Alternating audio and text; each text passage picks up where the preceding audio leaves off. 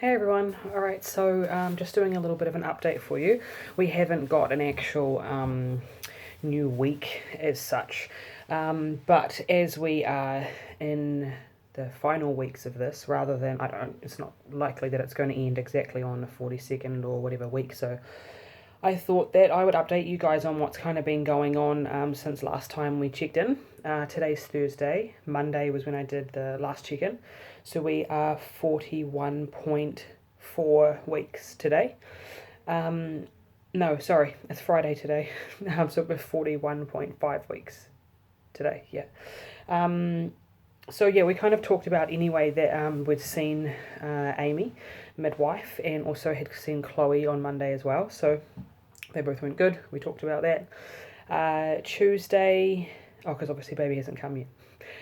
So Tuesday, I saw Nick for acupuncture.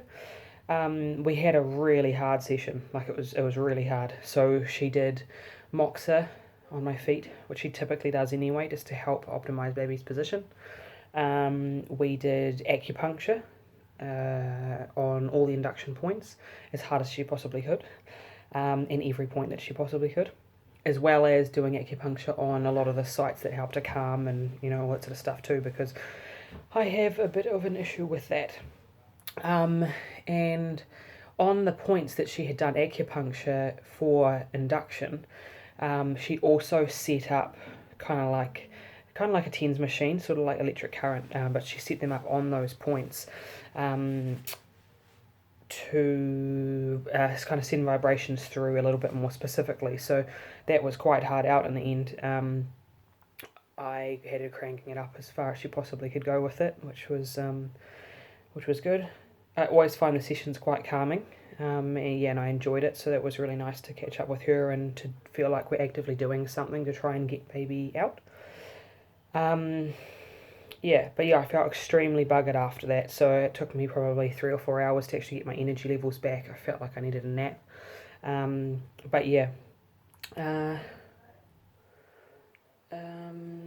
That's kind of what we did on Tuesday. Obviously, because we did the stretch and sweep on Monday and did the cranial massage and osteo on Monday as well, then on Tuesday we did acupuncture. If we went off what happened last time we did osteo and acupuncture and how we ended up feeling the night after getting those treatments done, I kind of thought that having those things done plus the stretch and sweep might have been enough of an overload for my system to get her out pretty much, plus with that extra week in there as well. But yeah, oddly enough, we didn't really notice barely anything, which was quite interesting as well. I suppose we were both kind of anticipating that stretch and sweep might have been what set it off. And they typically say within 48 hours that it's going to work if it's going to, so we were kind of getting geared up for that. So I did mention briefly that if we hadn't had baby by the 48-hour mark, that we would go to the hospital with Amy and do a CTG scan on the Thursday, which was yesterday. So we did that. Part of me was hoping that we weren't going to get to having to do that appointment, because that was really the sinking in of, okay, we're going to have to make some harder choices now of the induction, and and we're going to have people, doctors, that are going to have opinions on what we are doing with our baby and my body and all that sort of stuff, and we like to research and look into things ourselves and make decisions based on what we feel is right, not what people make us think is right. So when we went to the hospital, we met Amy there at the maternity ward. It's actually quite cool because Brennan and I hadn't actually been into the maternity ward before in New Plymouth, so Amy showed us around, showed us the rooms. We end up, if you are in labour, they're actually quite big, which I was surprised. Basically just a bed and like a spot for once baby's born to do all the weighing and tidying up on that sort of thing. And a toilet and shower and that sort of thing as well. But quite big. So that was, and they didn't have the thing that I don't like about the hospital is when you walk in, it just smells so clean, like sanitized to the hills. And I know it sounds weird because it sounds like they're keeping it nice and sanitary for everyone, but yeah, I don't like the smell. It's not the environment that I wanted for our birth. But interestingly enough, they didn't have that in the maternity ward. As soon as you opened up the doors to the maternity area, it was warm. It was white, like a hospital is, but it was pretty good. She also showed us the birthing pool too, so that was cool. They only have one and it's first in, first serve, but cool that they've got that option for people there as well. But yes, that was quite good to see. And then after she showed us around, we went into a room and we did the CTG scan. So basically set up two belts, one that was going to pick up baby's heart rate for the entire time and pick up variability, and the other one that was going to be going a little bit higher up on my tummy, which was showing like contractions and stuff like that. So baby ended up falling asleep halfway through, so it took us a little bit longer than expected, and I think we were probably closer to that 30-minute mark. But everything looked really good variability. Like sometimes she'd move around and that movement would get her up to like 170, and then she might drop down to like 125 or something was the lowest that she got, but consistently variable. So they weren't concerned about that at all. Also, they could see that I was getting tightenings through it as well, which I had been feeling, so it was kind of nice to be able to like show what I had been talking about as well. But Amy said it was quite interesting that I was getting so much tightening but not really getting any pain associated with it. Well, not all the time. There's been a couple of times where I have had like that night last week where we kind of thought everything was all go. That night it was all combined, but other than that, like pretty much every day I'm getting like tightenings, like right now. But yeah, it is what it is. And my body's obviously doing what my body wants to do and is getting prepared. But yeah, so we did that. Then after that we did a stretch and sweep, another one. So this time it was interesting because the first time she did the stretch and sweep, she said 1 to 2 centimetres dilated. She could get 2 fingers through the first layer of the cervix, and then the second layer she could only get 1, so it was just enough to be able to get a sweep. Whereas 48 hours later, which was yesterday, when she did the second one, she was able to get 2 fingers easily into the first layer and the second layer, so definitely made some progress. And she did the hardest sweep that she could. But yeah, so we'll see how that goes. In regards to being able to see everyone else, like the acupuncture and osteo, they're both fully booked this week, so it's just obviously not meant to be. So yeah, we're kind of slightly back on the countdown again with the stretch and sweep. Tonight would be, or it's already been 24 hours, but tomorrow would be 48. I'm booked to see Amy at the hospital tomorrow to do the stretch and sweep again, because it's coming into that 48 hours. And at the same time we're going to do another CTG just to check in on baby. Also, while we were at the hospital, they decided they wanted to do like an ultrasound scan, which was cool. Wanted to check on the amniotic fluid, make sure that was alright, that the placenta was okay, and that nutrients are still getting through to baby. All things that are normal to deteriorate during the end of a pregnancy, but making sure that, because we're overdue now, that it wasn't too deteriorated and that baby wasn't getting back what she needed. So we went back in the afternoon to get that done. Was very disappointed that we weren't allowed to have both me and Brennan in the room for the scan because of the stupid COVID shit. So he kind of missed that opportunity to see baby, but I was able to take a couple of photos, which was nice. But all that looked good too. So they did measurements for her. All that came back normal. It all came back within like that 40.2 to 40.5 week range. So really interesting because it's kind of like a week less than what they thought I was. Or what I've been told I was the whole time. So, you know, there is a lot of variation between how they calculate when your actual due date is. So that's why they've got kind of like a big window of when you could actually have baby, because they counted off you having a 28-day cycle with your period. And if you don't have that, then the dates can be very out. You can have baby either way early or way late. And I think in this case, with where they're saying baby's development is, that maybe I'm not as far along as they actually think I am. So that took a lot of pressure off me and Brennan too, like seeing that. Gave us a bit more confidence as well with the decisions we were making. Because yeah, the placenta is starting to get a few holes in it and that sort of thing, but because of gestation, but no immediate danger. The amniotic fluid's just above average level for now anyway, so for the 40-week mark. So again, not any concerns. Blood flow to baby, all that sort of stuff was perfect. So they're happy to support us to carry on. We did have a couple conversations with a doctor and a nurse in regards to the induction and that sort of thing.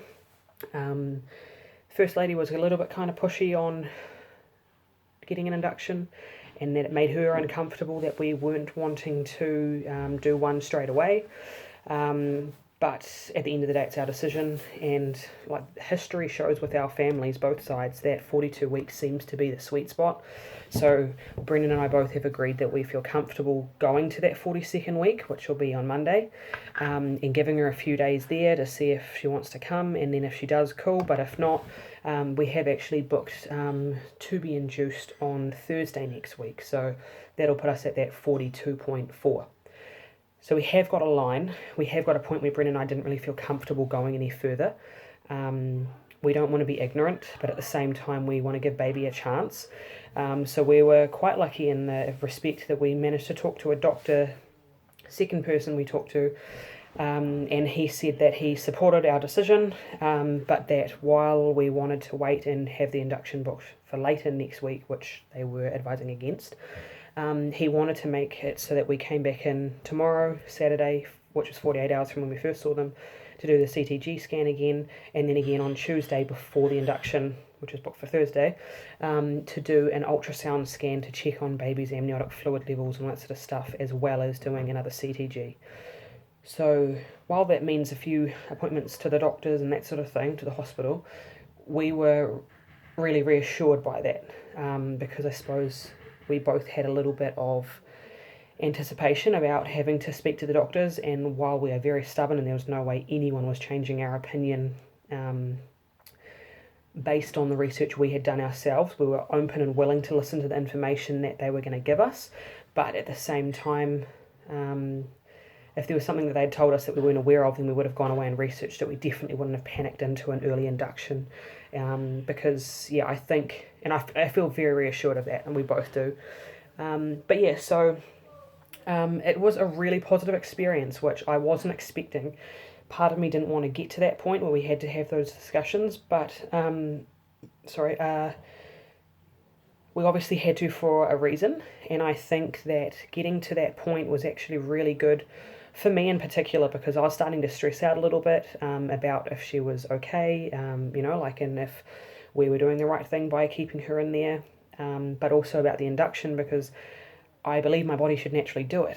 My body should naturally let go and bring her out, and there's obviously a reason why she's not yet. And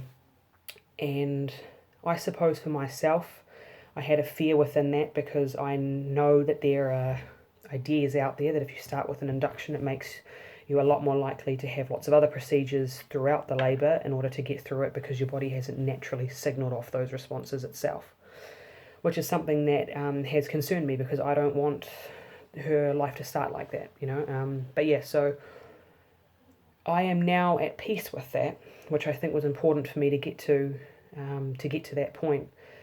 If we end up having to be induced, it's just the beginning of that journey. Brendan and I still have to take that journey together.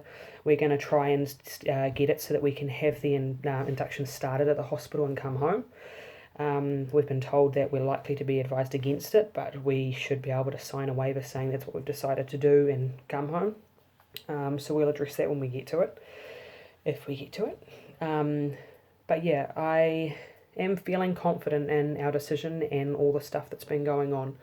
The main thing for both of us was just making sure that baby is safe, and she is. So in terms of what's going on and what we're doing, I suppose we know that 100% one way or another we're going to have a baby by Friday next week, if it's a long labour, with Thursday being the day for the induction, and maybe Thursday. Or otherwise it may be earlier than that if baby decides that she's going to come naturally, and I really do hope that she does decide that, or that my body decides that, depending on whatever you believe.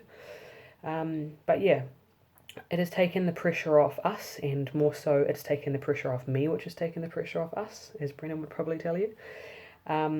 But yeah, I spent the day today, went outside and I washed the car and, did all that sort of stuff. I've been active all day. I've, like within reason, made meals. We went out and did some stuff and came back, and Brennan's had clients. Now I'm doing client emails and, updates and that sort of stuff. So I have told everyone that's kind of around me in my close bubble that I don't want to be fixating on the fact that baby's not here, because it was kind of getting to a point where I was waking up in the morning and everybody in the house was, oh, is baby here yet? Like any niggles, and it was making me focus on it and how I felt leaving the hospital yesterday. I felt really confident with what we'd decided to do and our plan.